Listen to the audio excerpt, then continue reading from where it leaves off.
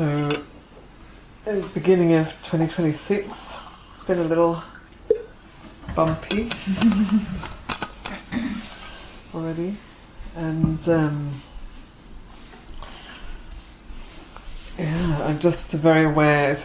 I'm a little bit same old that I speak often about, but I'm aware of the real importance of how we attend to our own heart and mind, and how we're showing up in the world, what we're doing and how we're showing up. And the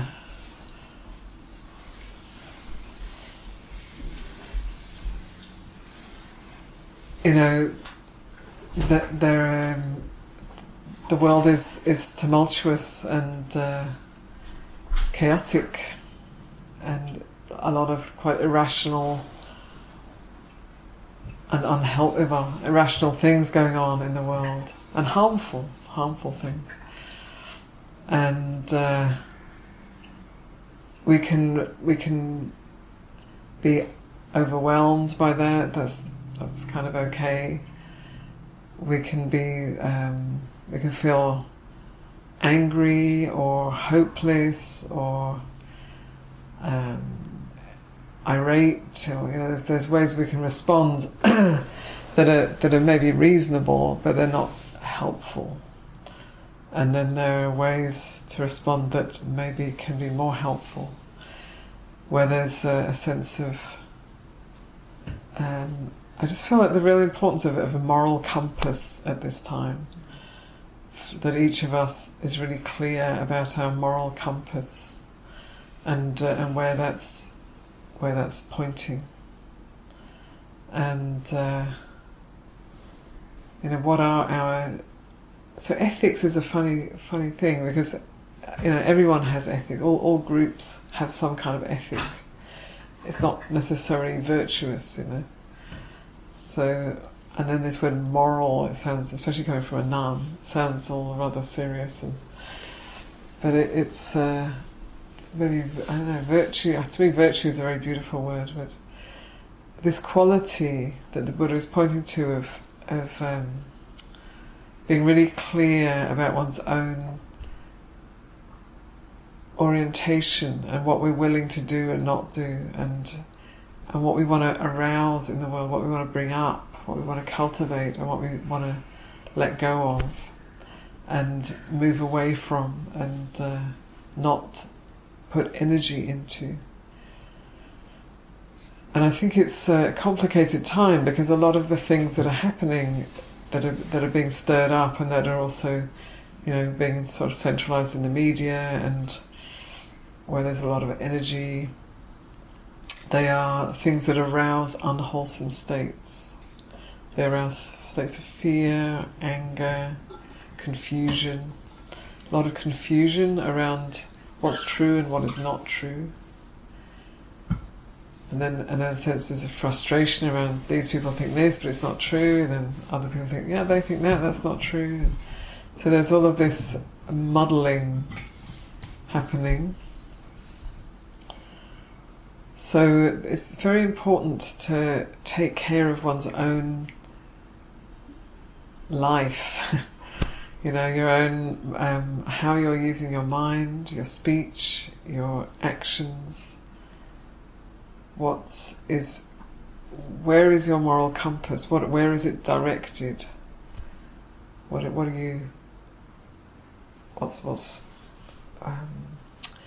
How clear is that? And if it is clear, and you're able to come inside and feel the feelings that might arise, the feelings of fear or frustration or anger or confusion or whatever they may be, or greed, if you're able to come inside and see those in yourself, see where agitation arises, where rigidity arises, where wanting to escape, all these things, escapism. So when you can come inside and see where that's playing out in yourself, in your own heart and mind, and then take care of that. So sometimes there is a need to get out of the way of some situation. But to see, how can we take care of fear with kindness, with metta, and taking care of anger with seeing in a way, one of the ways that cools that is seeing the sameness, paying attention to the sameness of things. So it's one of the practices that the Buddha points to with the elements. So the breath is here and breath is there. Breath is in me and breath is in my friends. And breath is in my loved ones and breath is in my enemies. It's all shared, the breath.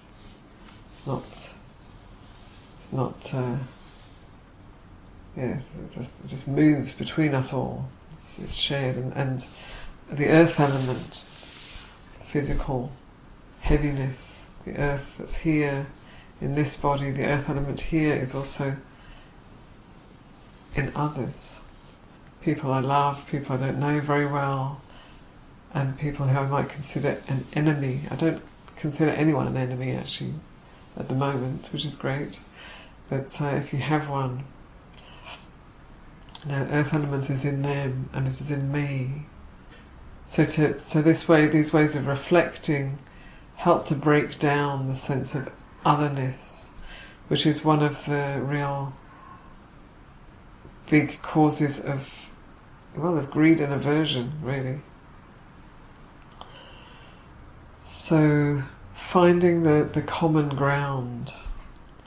And this isn't about advocating, it's not that we agree with or we think it's okay or we're not going to stand up for our own values, but it's moving out of positions of opposition, because we are all, we are all on this planet together and we are all in this together. We're all arising from the same stuff. We all need to eat and drink and breathe and use the bathroom, and we all need friendliness, contact. We all are born, we all go through life, we all die. It's shared realities. So when we create those enemies in our minds or in our lives,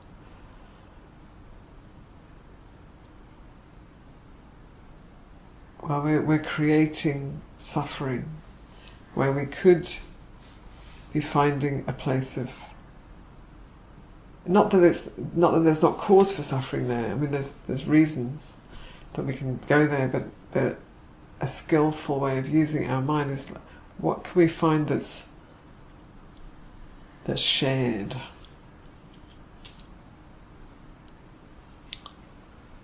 Or that's acceptable, even.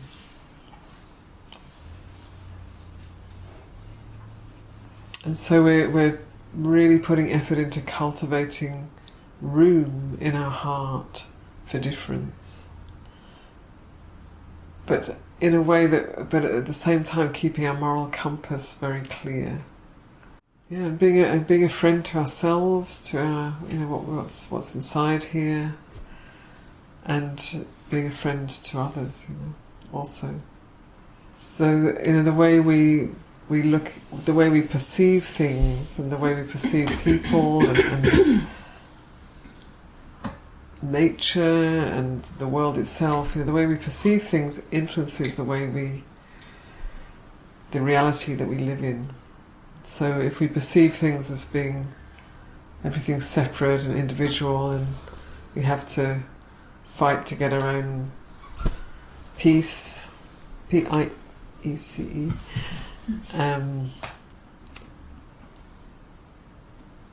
or we have to be the best, get on top, whatever.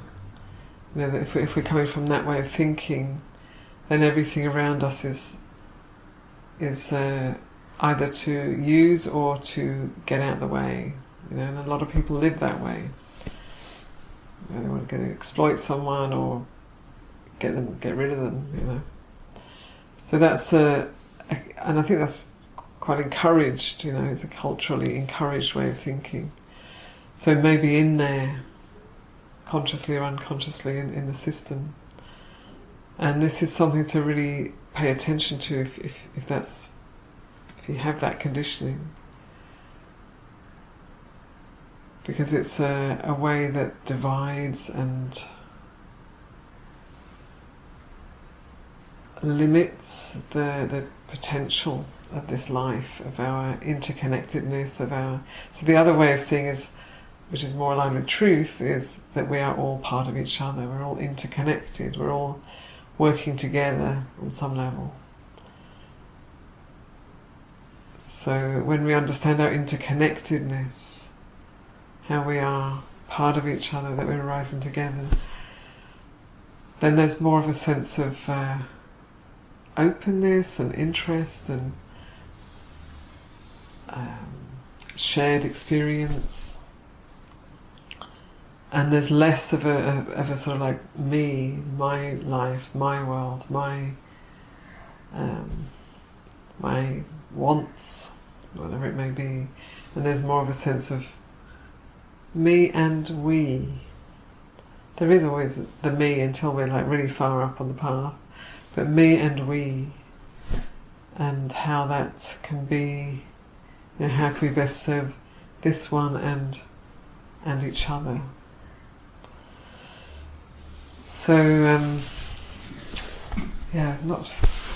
so somehow things aren't flowing very well today because I'm not sure what's going on, but it's not very, can't quite get my words around what I want to express today. But it's just recognising there's a lot of suffering in the world. There's a lot of harm being done, and there are also very strong acts of goodness happening, and attunement to that. For me, I always think about those monks. I don't know what we're going to do when they reach DC. Those monks who are walking, for peace, who are just really walking that truth of we can, there is goodness. And there can be peacefulness, and we can have loving kindness for each other, And even though they're meeting challenges and people don't understand what they're doing, trying to obstruct them or throw things at them and all this, and shout curses at them, and then they're clearly rooted in the Buddha's teaching, but they're not teaching Buddhism. They are teaching the Dhamma, but they're not teaching Buddhism. And they're just living that in a very beautiful way. And it's bringing out all these people from all walks of life. It's bringing out all these people who are majority are not Buddhist and probably never had anything to do with Buddhism, but they're inspired by this nobility and truthfulness and integrity and kindness. Aloka. Kindness and Aloka, the star of the show, yeah. Oh, and that's lovely too, that the dog is the star, not the kind of head monk. That's really sweet. Yeah, Aloka looked very tired yesterday. I was looking at Aloka, laying down with everything. So I'm just aware of how important it is that we take care of what's in here. And so I feel like those monks, they're really inspiring a lot of people, and they're a symbol of what's, what we can be doing, how goodness and beauty and trust and kindness can be lived and expressed, and strength really and integrity. And it's beautiful, and we mustn't just rely on them, even though it is really helpful. But to find that within ourselves, that integrity and clarity, kindness, moral compass, to find that within ourselves, and how are we living that in our daily life. And in some ways, when one's doing an extreme thing like they're doing, it does bring up an edge. So they're really stepping in. They stepped into the unknown. They took it's a big act of faith what they're doing, and it's really working in the most beautiful way. And it can be easier isn't quite the right word, but it can be in some ways easier when one's doing something like that. It's like you're just 100% giving yourself to what you're doing. And in our daily life, in our sort of ordinary life, it's harder to do that, can be, because it's so much sort of familiar and expected and all that stuff. And so to find that edge, we need to kind of find that edge in our own life. In some ways it's not that hard at the moment, because the world is pretty challenging. And I hear people talking about family, difficulty with talking with families. I hear that quite a lot, of people who have very, very different views, and how do we do that? Well, there's your edge. There's that edge, that sharpening edge that's saying, rise up, sharpen up your practice. That is the edge. That's the sharpening stone. That's the grit in the oyster.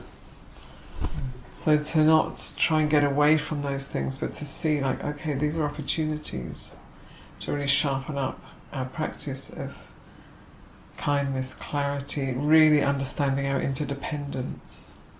It's not just a concept, it's a reality. And how do we live from that? So, I hope the monks and little Aloka, I hope they all keep inspiring us every day until they get to DC and longer. It'll be awesome. And, not just inspire us, but that we also strengthen our own integrity, our own kindness, our own and space in here, making room for difference. So in the Metta Sutta, it's bringing in all different kinds of people, having kindness for every different kind of person, and also letting go of attachment to sensuality and fixed views, by not holding to fixed views. It's a hard one. But how can we keep our moral integrity without holding to fixed views? This is a very important conundrum to find for oneself. And it's not, I don't think we just find it, boom, it's done. I think this is why I use the image of the compass, because the compass constantly is, as we move, the needle of the compass is moving. It's not if you stick it down, it's not a compass anymore. So it's kind of like that with the Dhamma. It's we have to constantly check in and attune and listen and respond and cultivate and develop all of those things. So in a simple framework, there's many things that we could bring to our practice, but I just want to drop in the framework of right effort, the effort to not arouse unwholesome states that have not yet arisen, so not to stir up the unwholesome, and if the unwholesome has arisen, to drop it as soon as we can, and to consciously arouse wholesome states, beneficial states that have not yet arisen, to make effort, not just to wait for them to happen, to wait for the right person to trigger them or anything, but to consciously arouse those wholesome states that have not yet arisen, and then to maintain them, take care of them when they have arisen. And that's just one of the folds of the Noble Eightfold Path. It's an important one. They all are. They're all important. but it's something that we can look at, we can check in inside. How are we using this life? This precious life.